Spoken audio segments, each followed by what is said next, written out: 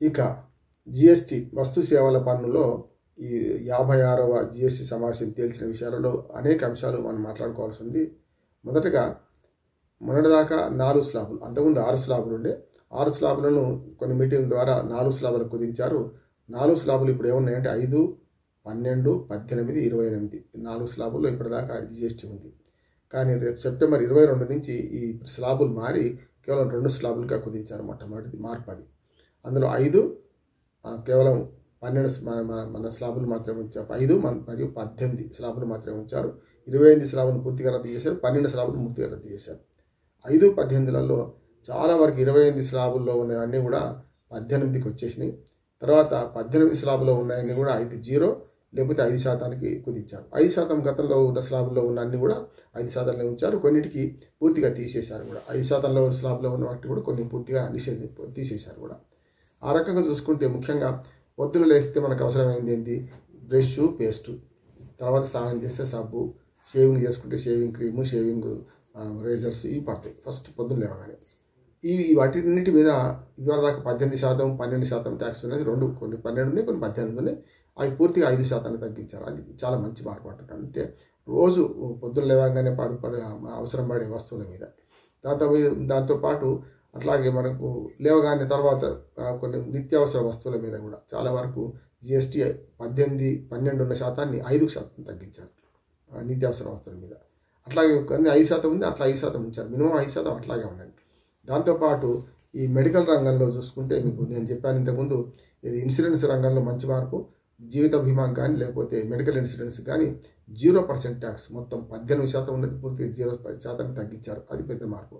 దాంతోపాటు వ్యవసాయ రంగంలో ట్రాక్టర్లు, డీజిల్ ఇంజన్లు, అట్లాగే మనకు డ్రోన్లు, ఇట్లా పిచికారీ యంత్రాలు, ఇవన్నీ ఏవైతే వ్యవసాయ రంగంలో ఆధునీకరణ జరిగిందో అవన్నీ యంత్ర పరికరాల మీద కూడా 18, 12% ఉన్నదాన్ని 5% కుదించారు. చాలా వరకు 5% చేసేసారు.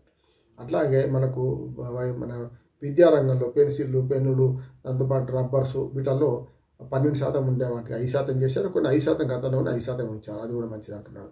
ఆరోగ్య రంగంలో చెప్పాను కదా, ఆరోగ్య రంగంలో చాలా వరకు మనకు ఇన్సూరెన్స్ ఒకటే కాదు, మిగతా అన్నింటిలో కూడా సేవల పన్నులు తగ్గించారు, 5% కుదించారు.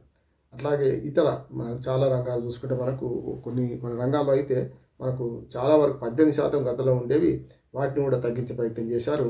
దానిలో ఒకసారి ఈ రంగాల వారి చూసుకుంటే మొట్టమొదటిగా ఈ రోజువారీ వస్తువులు వాడేది ఉన్నది కదా, దానిలో చూసుకుంటే మనకు hair oil, shampoo, toothpaste, soaps, shaving creams ఇదివరకు 18% ఉండి ఇవన్నీ కూడా అన్నీ 5% తగ్గించారు.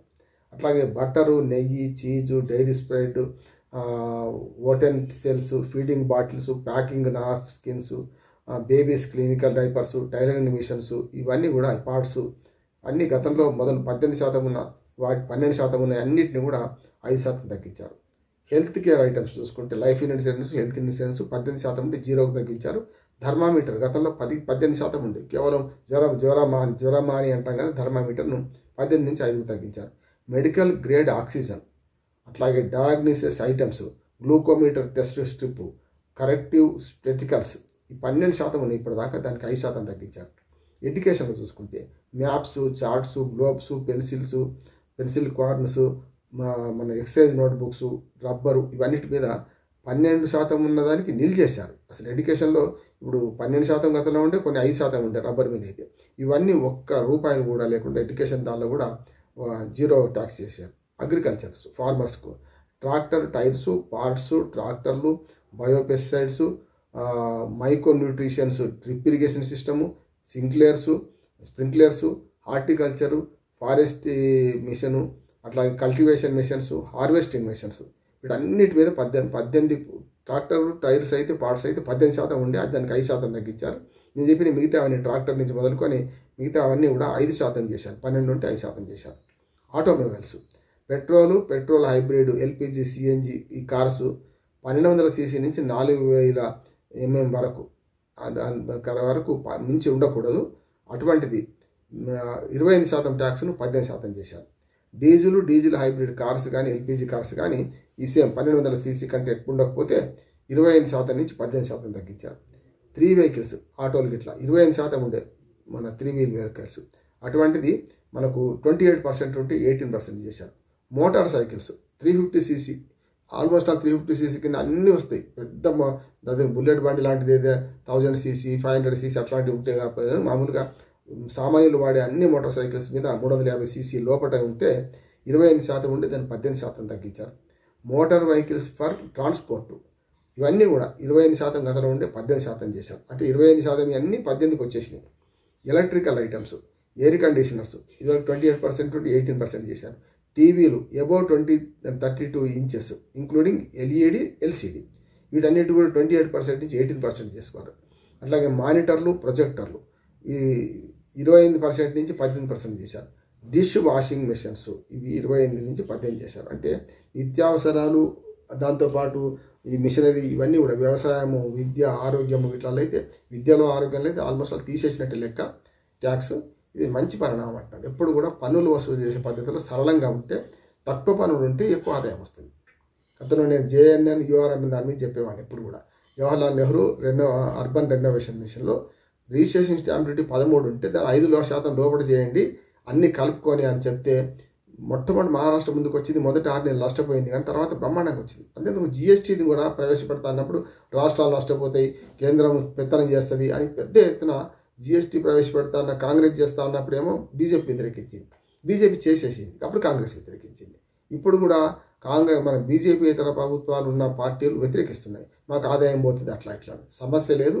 ఇప్పుడు ఒక అంచనా ప్రకారం మొత్తం దేశంలోనే 45,000 కోట్ల రూపాయల ఆదాయం పోయే అవకాశం ఉంది అంటున్నారు. ఎప్పుడు ఈ ట్యాక్సులు తక్కువైతే ఒకవేళ 45,000 కోట్ల రూపాయలు పోతే వినియోగం పెరిగింది అనుకోండి, 4 లక్షల కోట్ల రూపాయల ఆదాయం కూడా వచ్చేది. ఈ రెండోది చెప్తలేదు, ఈ రెండోది కూడా జరుగుతుంది.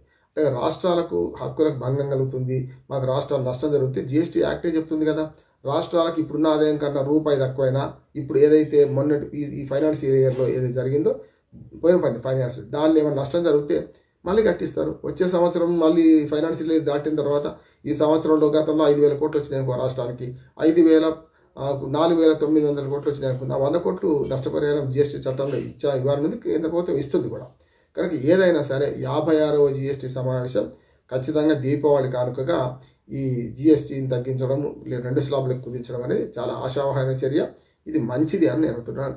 ముఖ్యంగా హెల్త్ ఇన్సూరెన్స్ విషయంలో మరీ మన జీవిత బీమా సంస్థ ఎల్ఐసిని కాపాడే చర్యలలో ఇది ఒక మంచి చర్య అని పూర్తిగా చెప్తూ ఇవాళ కేంద్ర ప్రభుత్వం చేసిన చర్యకు శశవిషయం లేకుండా అందరూ మద్దతు తెలపాల్సిన అవసరం అనేది 22 సెప్టెంబర్ నుంచి అమలే జరుగుతుంది వద్దన్న. ఎందుకంటే జిఎస్టీ చట్టం చేస్తున్నారు కనుక జిఎస్టీ కౌన్సిల్ అంగీకరించడానికి దానికి అడ్డంకి ఏముండదు.